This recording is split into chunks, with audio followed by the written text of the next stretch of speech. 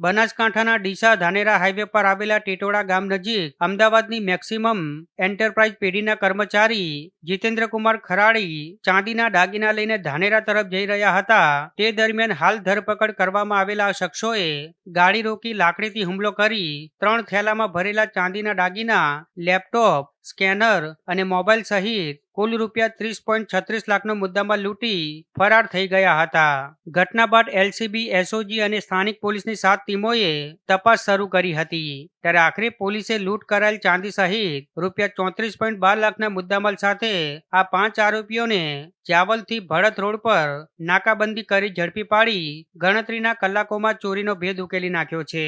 Police તપાસમાં ખુલાસો થયો છે કે કાંકરેજના સિહોરી ગામનો ભરત લક્ષ્મણ ઉર્ફે લાખાભાઈ રબારી જે અગાઉ પેઢીમાં નોકરી કરતો હતો, જેને દાગીનાની ડિલિવરી અને રૂટની સંપૂર્ણ માહિતી હતી. આ જ માહિતીના આધારે તેણે પોતાના સાગરીતો સાથે મળી લૂંટનું આ કાવતરું રચ્યું હતું. ત્યારે હાલ 5 આરોપીની ધરપકડ કરવામાં આવી છે, જ્યારે ઘટનામાં સંડોવાયેલો અન્ય એક આરોપી હજી પણ પોલીસ પકડથી દૂર છે.